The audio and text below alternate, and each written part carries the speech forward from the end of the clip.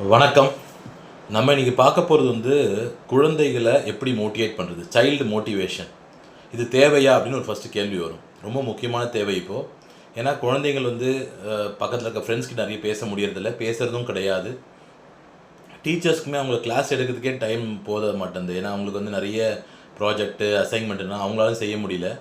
ஒரு காலகட்டத்தில் பாட்டி இருப்பாங்க, தாத்தா இருப்பார், இல்லைனா பக்கத்து வீட்டு அங்கிள் இருப்பார், இல்லை நம்மளோட அங்கிள் அவங்களோட நம்ம சொந்தக்காரங்க மாமா மாமி அத்தை பாட்டி இருப்பாங்க. ஸோ அவங்களாம் ஓரளவுக்கு மோட்டிவேஷனாகவும் பேசுவாங்க, இல்லை அவர்கள் மன உளைச்சலாக இருக்கும்போது நம்ம சப்போர்ட் பண்ணி இதெல்லாம் ஒன்றும் இல்லைன்னு சொல்லி சமாதானப்படுத்துவாங்க. இப்போ அது மாதிரி சூழ்நிலைகள் ரொம்ப கம்மியாயிடுச்சு. வேறு வழி கிடையாது. இப்போ எல்லாமே நியூக்ளியர் ஃபேமிலி, இண்டிவிஜுவலாக வாழ்றதுனால நம்ம தான் நம்ம குழந்தைங்கள மோட்டிவேட் பண்ணி ஆகணும்.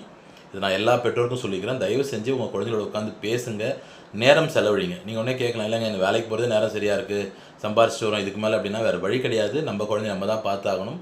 இந்த மோட்டிவேஷன் தட்டி கொடுக்குறதுன்னு விஷயம். ஏன்னா குழந்தைங்க இப்போ ட்ரக் அடிக்ட் ஆகுறாங்க, சூசைட் பண்ணிக்கிறாங்க, தப்பு தண்டாவில் போய் மாட்டிக்கிறாங்க, அதாவது பாலியல் பிரச்சனையில் போய் மாட்டிக்கிறாங்க, லவ் அது மாதிரி மாட்டிக்கிறாங்கன்னா நீங்கள் உட்காந்து பேசுங்க குழந்தைங்கக்கிட்ட.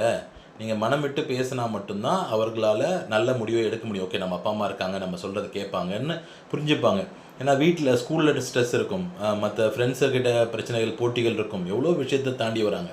ஒரு உதாரணம் சொல்கிறேன் கேட்டுங்க. என்னோடய மகள் நேற்றுக்கு என்ன சொல்கிறாங்க, அப்பா என் கூட ஒரு பொண்ணு டான்ஸ் ஆடுறா, அவர் மொத்த பாட்டியும் ஒரே வாட்டி ஆடி காமிச்ச போதும் கற்றுக்கிட்டு ஆடிடுறா, என்னால் ஆட முடியல அப்படின்னு சொன்னான்.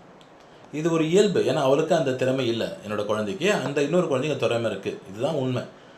உடனே அவள் மேபி அதில் ஏதோ அப்செட் ஆகி தான் சொல்லியிருப்பாள். நான் உடனே அவர்கிட்ட சொன்ன ஒரே பதில் அந்த பொண்ணு ஆட பிறந்தவள், நீ ஆள பிறந்தவள்னு ஒரு வார்த்தை சொன்னேன் நான். புரியுது நான் என்ன சொல்ல வரேன்னு? அந்த பொண்ணு ஆட தெரிஞ்சிருக்கா, ஆடுறதுக்காக பிறந்திருக்கா. நீ ஆள பிறந்திருக்க, இந்த உலகத்தையே ஆள போகிற, இல்லைனா இந்த நாட்டை ஆள போகிற, இல்லை இந்த மாநிலத்தை ஆள போகிற. இன்றைக்கி அந்த என்னோடய பொண்ணு அவங்க ஸ்கூலோட SP level, school people leader. அப்போ அவளுக்கு ஒரு தலைமை பண்பு இருக்கிறதுனால படிப்பு இருக்கிறது தான் ஜெயிச்சிருக்கா. இன்னொரு குழந்தைக்கு விளையாட்டு இருக்கும், டான்ஸ் இருக்கும், பாட்டு இருக்கும். ஸோ ஒரு குழந்தைக்கு ஒன்று இருக்கும். அந்த இல்லைப்பா நீ உனக்குள்ளே இருக்க திறமை இருக்குது, இதே வளர்த்துக்க பாரு, அதுலேயே வருத்தப்படாதுன்னு ஒரு பெற்றோராக இருந்து நம்ம சொன்னால் மட்டும்தான் அந்த குழந்தை மோட்டிவேட் ஆகி அடுத்துக்கிட்டு பயணிப்பா. இல்லைனா நமக்கு டான்ஸ் வரலையே நினச்சிப்பா.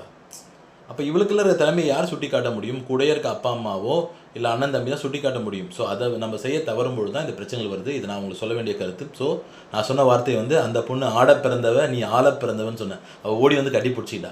இப்போ எந்தளவுக்கு இம்பாக்ட் ஆயிருப்பான்னு புரிஞ்சுக்கிங்க. இது ஒரு உதாரணம். தயவு செஞ்சு உங்கள் குழந்தைங்களோட உட்காந்து பேசுங்க. அவர்கள் வெற்றி உங்கள் கையில் தான் இருக்குது. Thank you so much.